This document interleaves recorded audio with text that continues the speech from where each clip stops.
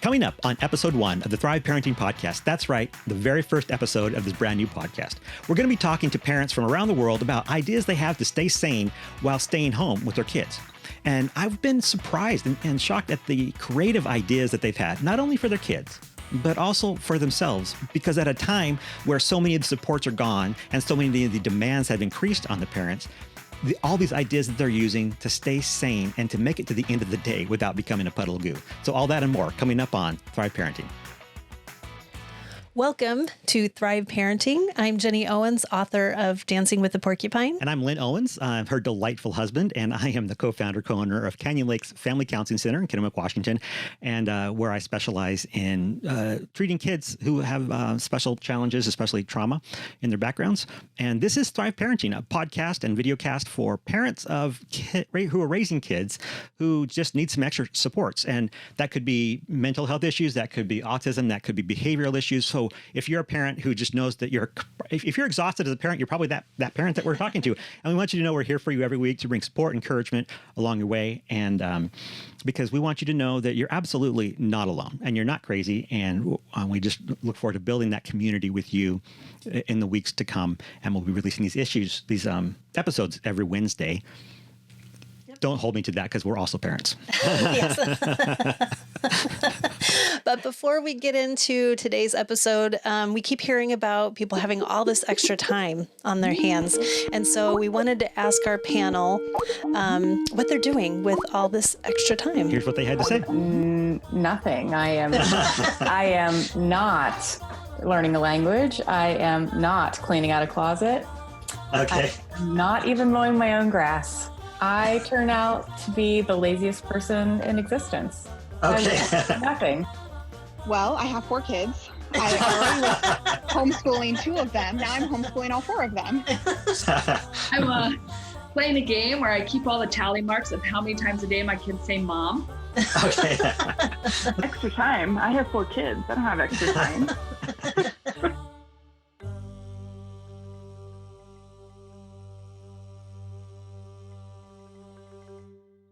This is a unique situation. Mm-hmm. We haven't seen something like this before, and we didn't have time to prepare for it. And so there's no books about what to do during a pandemic with your kids.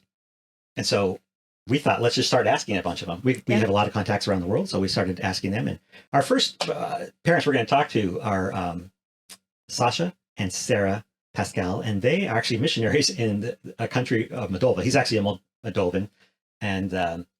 And so we had to get up pretty early this morning to connect with them because they're so far off on time with us.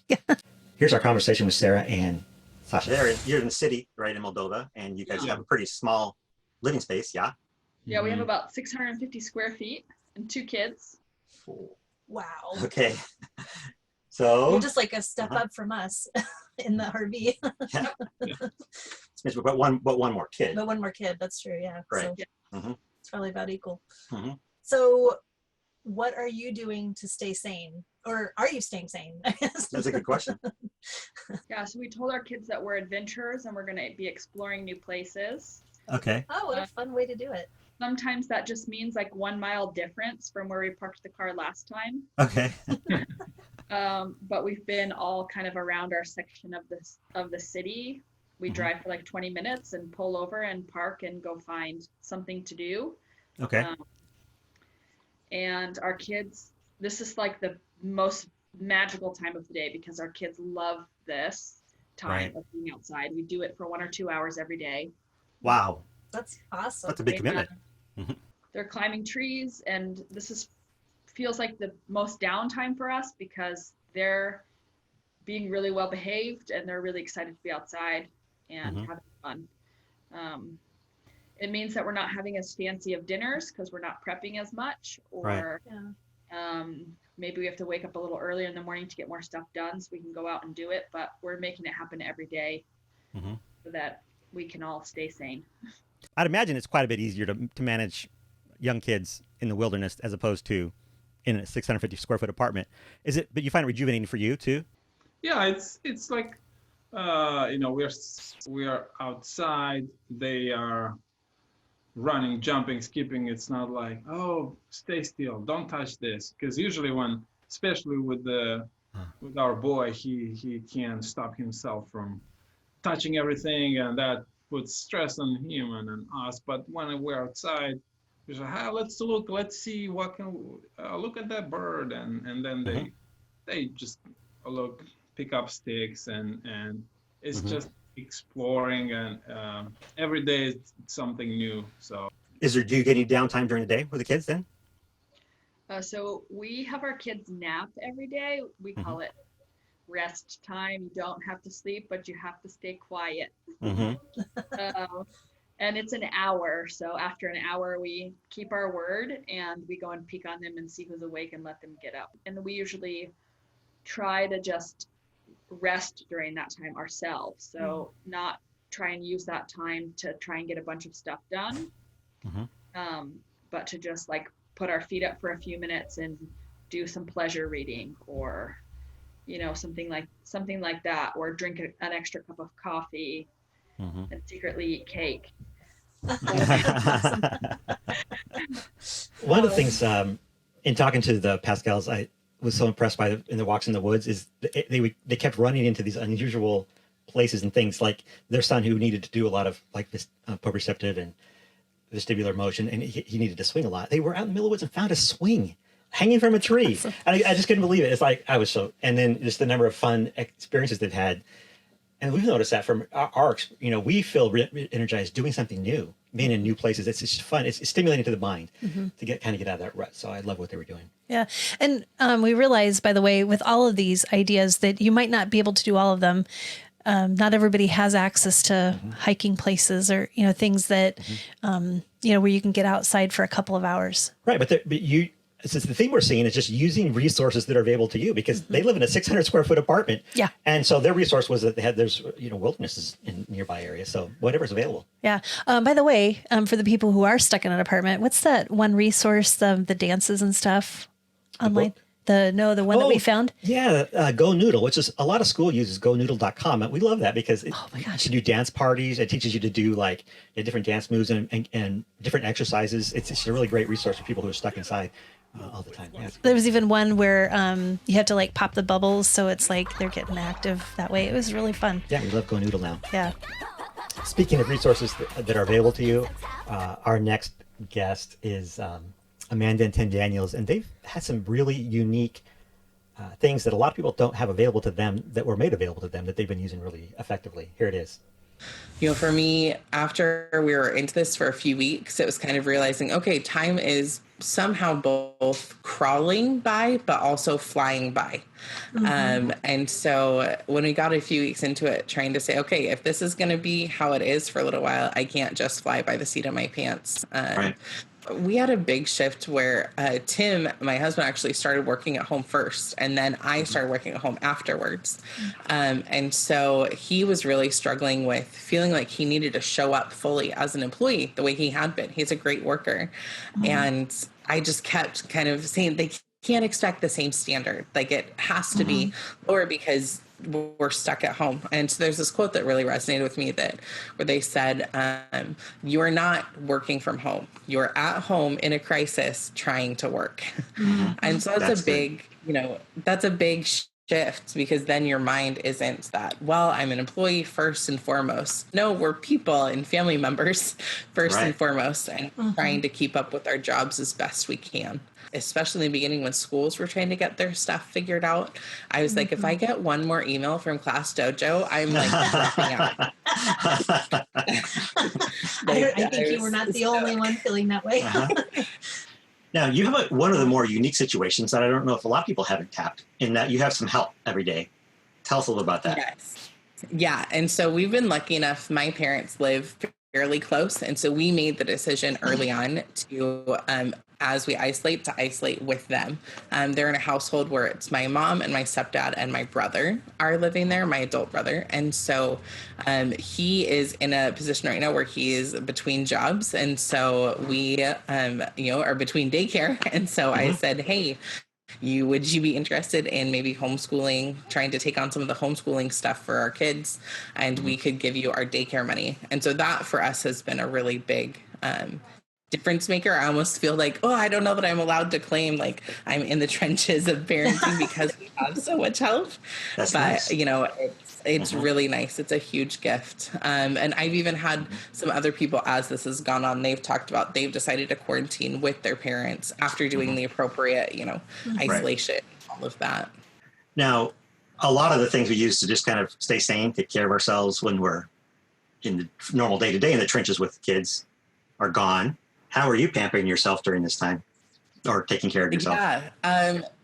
For me, I tried to be really strict in the beginning of like, I'm not getting my coffees. I'm not doing, and also trying to see where we're at financially. But as things have kind of settled down, I'm allowing myself a couple times a week to go to my drive-through coffee place.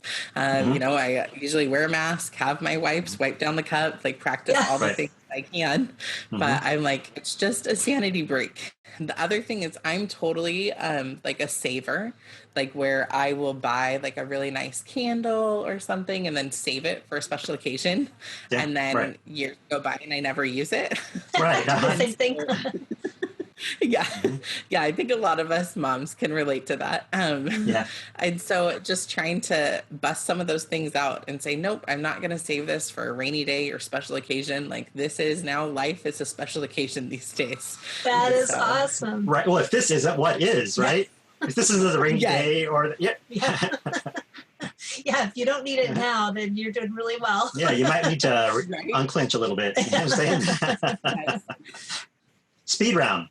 Jenny, you ready? Oh, So these are questions that we know we haven't told you about, and we want an answer in one sentence or less. So awesome. The speed round questions are. All right. So number 1, what is one non-essential thing you've gone out for? I've confessed already, coffee. Okay, that's it. No, it's essential coffee. Hey, that is essential. If marijuana dispensaries are essential, then I don't see how coffee shops are not. Also. Seriously, how many people need IVs of coffee to get through their day? So the top shows you've binge watched. Ooh, All American on Netflix has been one that I've kind of burned through. Okay, I'll have to look that up. I don't even know what that is. All right. Favorite game to play as a family? Ooh, Sorry is really popular. Sometimes it gets a little heated though. Down great to Candyland. Okay, that's awesome. Everybody can play. So I love how she talks about using special things now, because how many people save their good china for only special things, and then they never end up using them. I know, and this is like a once in 2 generations sort of thing. I mean, it's been. Seriously, our great-grandparents were the last ones who did something sort of like this. And so why not pull out the special china and the special candles and the bath salts and the, who knows, right? Yeah. This is a great time. Whatever you need. I mean, let's use it. Yeah. And usually what's available to you, that seems to be the thing that keeps coming up. And, what a great thing to have an out of work, adult to homeschool your kids all day long. And that's just a huge blessing. Oh yeah, absolutely. And I know a lot of families have been trying to get really creative with doing that. Yeah. And our next person, that was one of the ideas that she had. It was really great. If you're not able to have someone come into your home, this idea that she had was more virtual. Yeah. So here's Dana from Pittsburgh or Pennsylvania area, and she's an adoptive foster mom. And here we go. Right. So she was having her family call and read books to her children, and her children call and read books to their family. So giving half an hour to an hour of screen time with a trusted adult in their family. And they were doing fun things like dressing up, and her uncle logged on to read some mystery book wearing a monocle, and it just cracked her up. And then the next day she wanted to pick a book about clowns so she could wear a clown wig so she could surprise him and read the book to him. But I think for my friend who has 4 children, it's an opportunity to step away and do whatever with that 30 to 60 minutes for herself, and know that screen's totally safe, that person is trusted, and that they're going to keep their child engaged for that amount of time. That's awesome. Yeah, right. You mean it's like a virtual babysitter essentially, but yeah. Yeah. And actually my sister-in-law just sent me an article that there are some performers, I think in New York City, that are now doing some sort of virtual babysitting in that way where it's entertaining. And then these great ideas like performers reading to your kids. And that sounds wonderful. But then it's struggling because I'm like, I guess what I come down to is like, I don't want people to say, hey, look, you need to be doing these amazing ideas, these amazing creative ideas for your kids, because that makes you a good mom. I'm sitting here thinking, if having grandma call and read to your kid for an hour gives you a break, then go for it. But as long as there's some benefit, I'm not saying we shouldn't do anything for our kids, but I'm like, Yeah. I don't want to feel guilty if it doesn't work for everybody. Yeah. If it doesn't make you feel more energy to you, then I wouldn't feel guilty about it. Yeah. If it's more work for you to do it than it is benefit, then it's probably counterproductive in some ways. Yeah.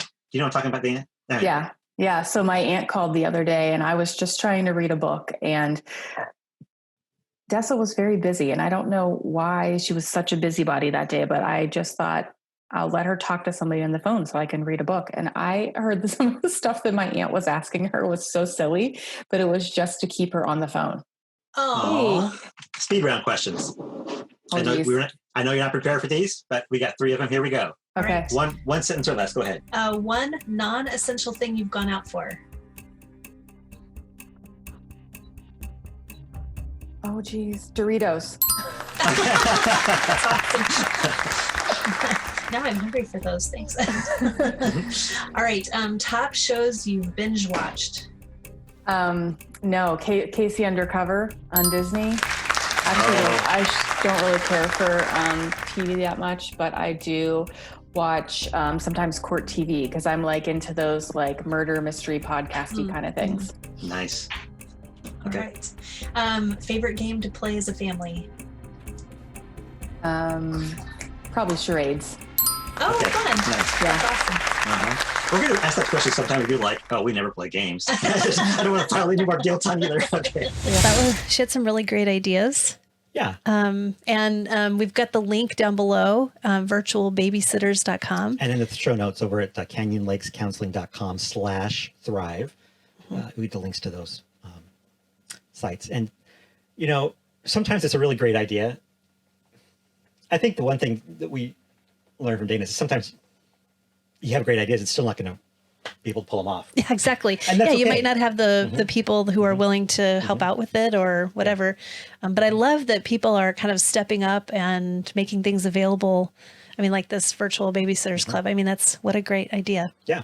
Now, sometimes it's great ideas, but sometimes it's just the mundane. And I was really surprised as I was asking people, what are you doing to stay sane? How some really simple things done well, done right, can make a huge difference. So this is Ashley. She's a foster adopt mom in California. She's got a whole bushel full of kids down there in that house and been homeschooling for a while. So this kind of a thing wasn't terribly new for them, but a lot of newer things coming up. Well, when you first asked me about self-care, the thing is I quickly realized I had to reframe it. And it's actually something I have to admit I'm not very good at, putting myself first. Yeah. And I think our culture often thinks about self-care in these bigger, like, oh, going to get a massage or going to get your nails done. And I love those things, but I need more the daily, how do I meet my needs first before I meet my kids? So during this time, I've actually been better about my hygiene, which sounds funny, but often to get the kids to school, I just get up, go downstairs in my PJs, get everyone ready, and maybe not come back until noon to get myself ready, which sounds funny, but as a homeschool mom, I don't have anywhere to go. So why bother? But now I've reframed it as, okay, I feel better about the day if I get up, get dressed, wash my face, my teeth, all those things, shower once in a while. And then I feel more ready to meet my kids and meet the day than when I just run out of bed to get to the first, kid out the door or whatever it is. Yeah, and that's really smart because, one of the principles of mindfulness is, helpful thing that's got a lot of science behind it these days is when you do something, just do it deliberately. So I'm brushing my teeth for me.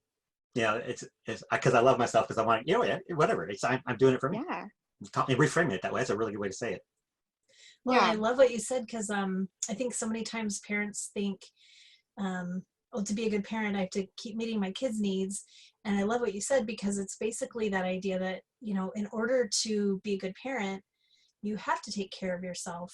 And, you have to put your oxygen mask on before you can put on your kid's oxygen mask, kind of the airplane, when you're in an airplane kind of thing. So I love that, it's like, I think do you find that when you do that, it sounds like you feel like that makes you a better mom even?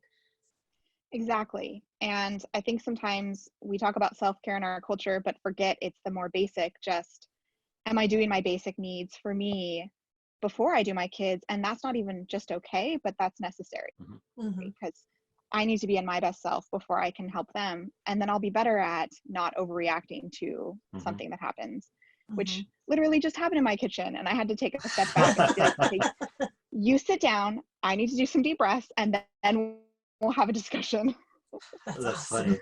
Okay, lightning round questions that we know you're not prepared for. We got 3 of them. You ready to go? Okay, so in Sure. 1 sentence or less, one non-essential thing you've gone out for so far. Coffee at Starbucks. We're open.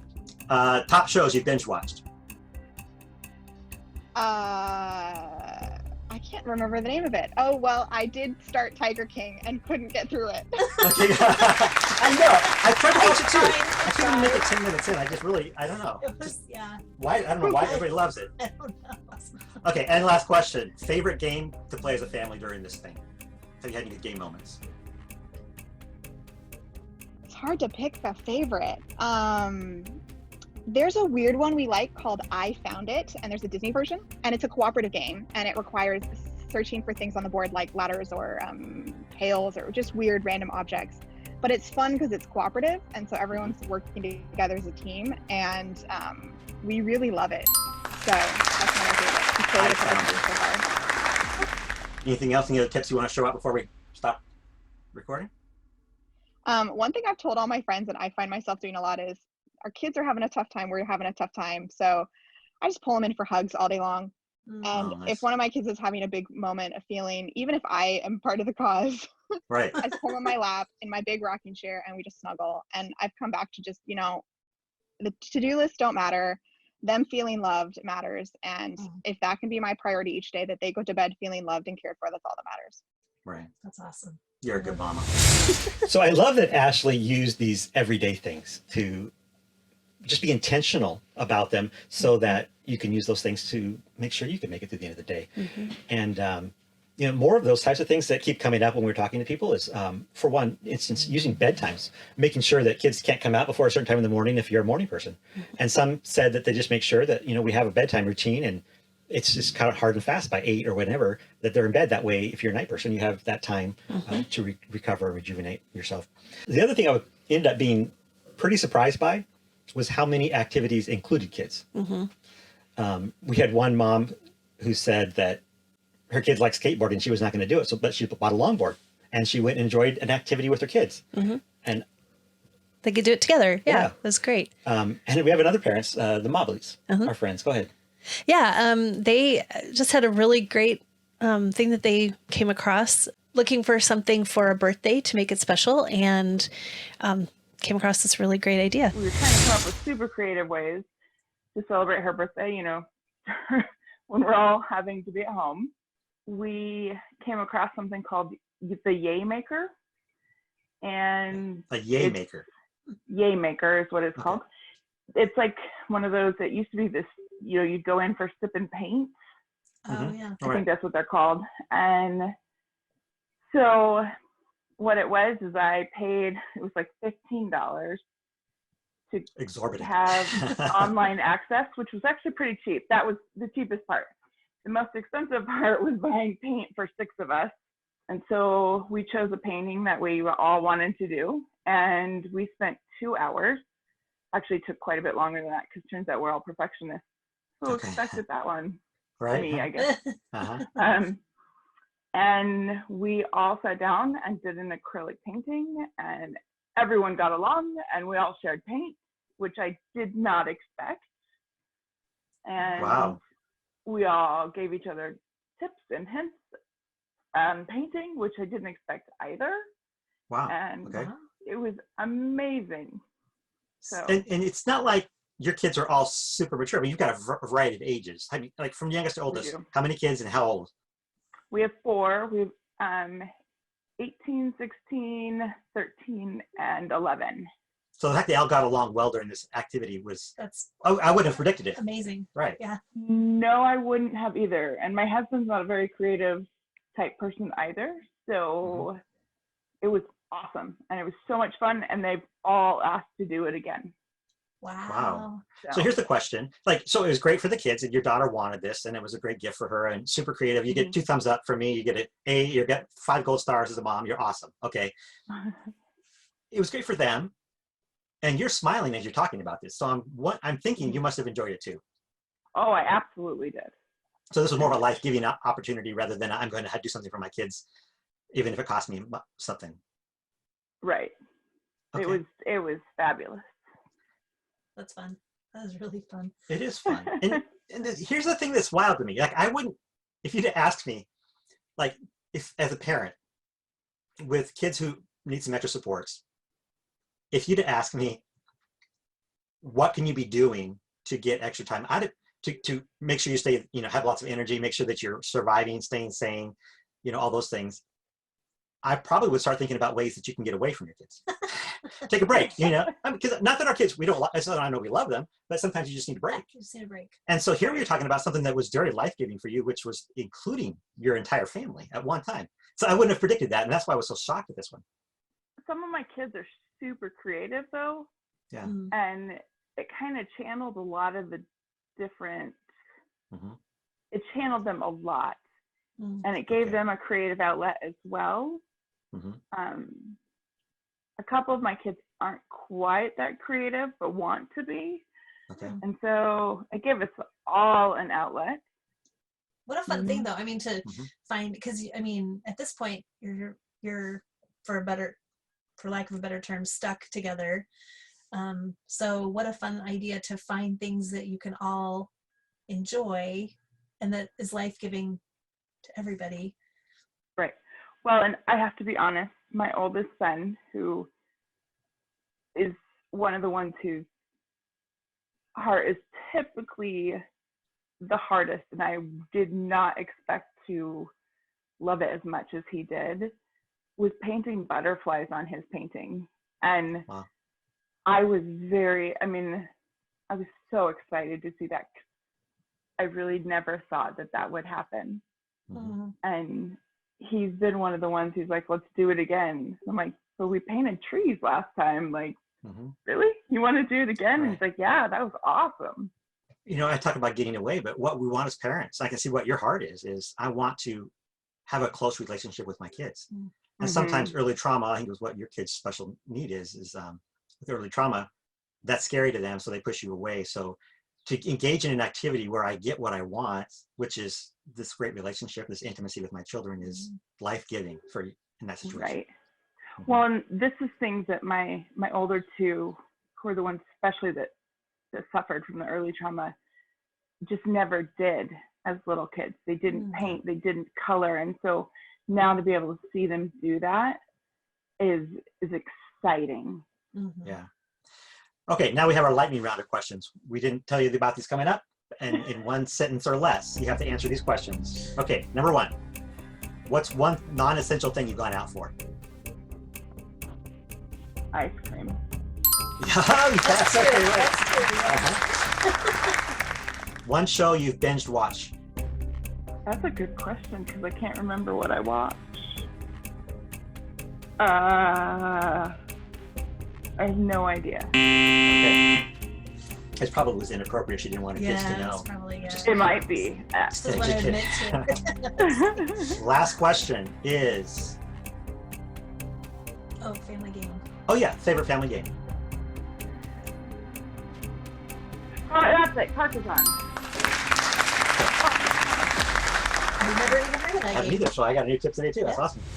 Yeah, well, it seems the theme really in doing this self-care or, taking care of yourself during this time is just being intentional and using what's available to you. And, but also making sure that it's something that feeds you. Yeah, because if you're doing something because you feel like you should, then that removes all the joy from it. Because, if I feel like I need to learn a new skill, but a lot of people we talk to actually they wanted to do something new. Some people we had one mom learn to crochet. One dad took up a new online game with his friends. One mom started scrapbooking again, but that wasn't a chore to them. It was very life-giving. And some people were talking about baking, and I'm like, cooking would be something I want you to do for me, not I want to do. But if it was life-giving, it's good. So anything can be really that effective.